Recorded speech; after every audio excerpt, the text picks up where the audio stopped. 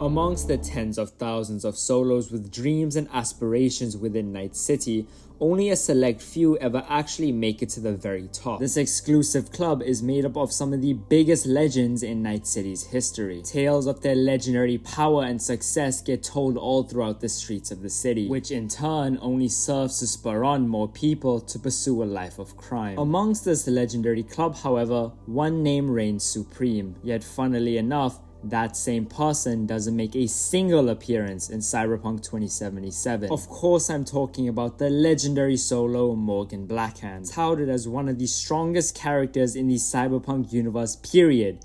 Yet strangely enough, doesn't make a single appearance in 2077. Well, fret not, my friend, because I am here to tell you about the history and lore of Morgan Blackhand within the Cyberpunk universe. I don't like to waste time, so let's get straight to it.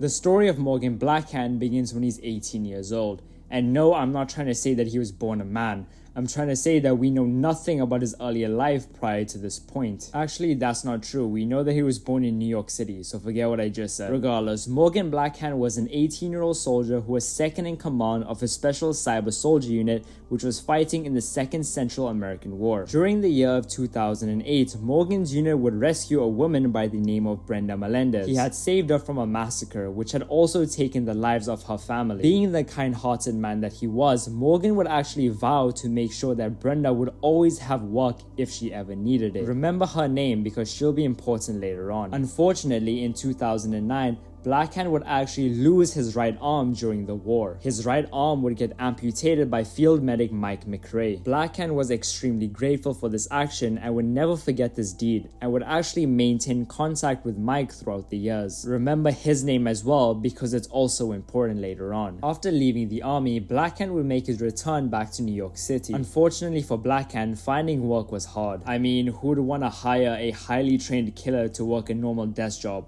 Or to work at the bodega or something. Out on a random walk one day, Morgan would run into a leader of a notorious booster gang who apparently didn't like him very much. This meeting would lead to a confrontation where Blackhand would effortlessly deal with the leader. And being highly skilled that he was, Blackhand dealt with the leader with such finesse and skill that it actually impressed a Militech recruiter who was watching nearby. The Militech scout approached Blackhand and made him an offer he could not refuse, and subsequently, Blackhand would start working under Militech. At some point, Blackhand would become the bodyguard of Dexter Dobbs, a young genius who was working on some revolutionary technology. Also, be prepared to hear that at some point a lot because we don't have a lot of exact details about this guy. He was pretty mysterious. This guy was aura farming before it was a thing. Blackhand would also befriend Dexter's assistant, Race Chapel. Remember both these names because again, they'll be important later on. Also, at some point, Morgan Blackhand would have many confrontations with Andrew Boa Boa Wayland, who was working for Petrochem at that time. Boa Boa would survive these encounters and then proceed to glaze Blackhand about how good his combat skills were. And also again at some point,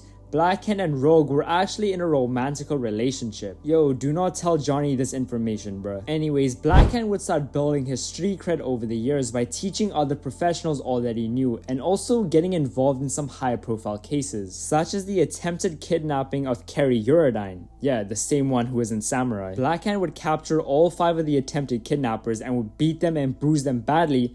However, he left them all alive. He could have easily ended all of their lives without a single thought, but instead, he kept them alive and he handed them over to the authorities. Again, this just goes to show the type of man that he actually was. And funnily enough, speaking on Blackhand's character, a certain Adam Smasher would start developing a rivalry with Blackhand. Or should I say a one-sided rivalry. See, Smasher saw Blackhand as a threat to his metal was better than me mentality, which I also mentioned in my video covering the lore and history of Adam Smasher, which you should also check out after this one though. Smasher would then repeatedly challenge and call out Morgan Blackhand, but Blackhand would just refuse him, ignoring him completely. Blackhand really made Smasher look like a fan, bro. Because for Blackhand, his rival wasn't Adam Smasher, no. His rival was Kenichi Zaburo, who was an Arasaka bodyguard and one of the best solos in the world. And speaking of the best solos in the world, in 2020, Blackhand was actually voted the best solo in the world by the Fortune Annual 2020 Awards. Anyways, enough of the appetizers. Now we move on to the main course. the fourth corporate war was in full swing, and in 2022, Militech actually managed to convince Blackhand to lead its very own Ocean War Special Ops team. Remember earlier on in the video when I told you to remember those important names? Well, here's why. Because a part of this team was Dexter Dobbs, who Blackhand was a bodyguard for, Race Chappell, who was Dexter's assistant, Fade aka Brenda Melendez, who he rescued during the war, Mike McRae, who amputated his right arm during the war, Dash Panther aka Mark Lofa, and finally the Faceless Man. But as you can see, most of the people in this team were just regular people who Blackhand met, who in turn either helped him out or were nice to him, or someone who he just had a good connection with. Again, unlike a certain other solo who had no regard for human life, Blackhand actually made connections with people and actually cared about people. In March of that same year though, Arasaka had finally completed their research on Soulkiller 2.5. When Militech found out about this, they tried to contact Raish Bartmoss to try to convince him to help them destroy it. Bartmoss, being the absolute gem that he was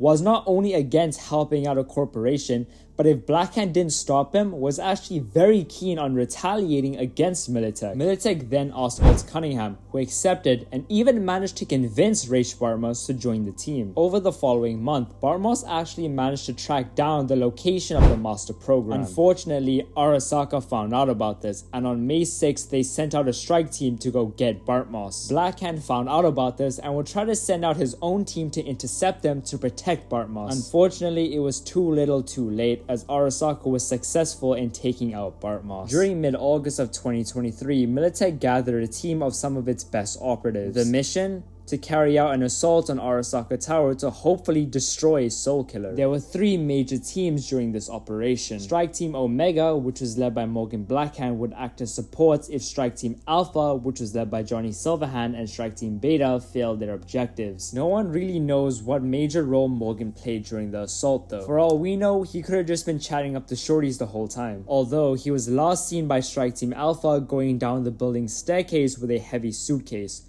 which sounds awfully familiar because that's exactly what we play through during Johnny's memories. Also during the assaults, Blackhand would lead a strike force up to the rooftop to deal with the laser uplink, which in turn prevented Arasaka from creating a backup of the database. After Strike Team Alpha's objective was complete, they all began their evac process. I'm just gonna pull the next part of this video out from my previous video about the history of Adam Smasher, which covers the same topic. Also again, after this video, go check it out, I promise it's good. Smasher would later make an appearance on the rooftop of Arasaka Tower in his new Arasaka Daioni power armor, which turned him nearly invincible. And in his hand, he held the biopod head of Shaitan, still alive. Unfortunately, Shaitan was no match for Smasher. Smasher would then wave at Morgan Blackhand, showing off Shaitan's head. This would take Blackhand by surprise, who stepped down from his AV to confront the Borg. Smasher provoked Blackhand by mentioning that Silverhand was dead, and soon Shaitan would be as well unless Morgan Blackhand recovered the biopod from Smasher's hands. An angry Morgan Blackhand would order his people to evacuate without him. This was the ultimate showdown. Which was better, meat versus metal? The two would launch themselves at each other in a last desperate attempt to kill the other, as the nuke inside of Arasaka Tower set off. Unfortunately, the outcome of this duel was never decided. And that essentially wraps up Morgan Blackhand's story. Okay, I lied again, two more things. One relates to the enigma that is Mr. Blue Eyes. If you look within the game's files, Mr. Blue Eyes' hair is actually called Blackhand. Now, this led to people theorizing that Morgan Blackhand was taken over by AIs, or that Blackhand was originally going to be in the game and that was supposed to be his hair, but then it got scrapped last minute. Regardless, that's a whole video in itself. I'll cover that some other day. Now, the second thing is that there's actually a news report about a massacre that takes place in Japantown, and seemingly the man behind it was described as a portly man with a black cyber arm. I'll let you wonder who that man is. Anyways, now's the actual end of the video. Please, if you enjoy the video, like, subscribe, share it, rewatch it 10 times, I don't care. Comment down below what other cyberpunk topic I should cover. Also, if I'm being real, I want this channel to be more geared towards my actual personality rather than just cyberpunk content. Like, I want you guys to watch for me, not just because it's cyberpunk. So if you have any recommendations at all, anything would be appreciated. Thank you so much. Have a great day.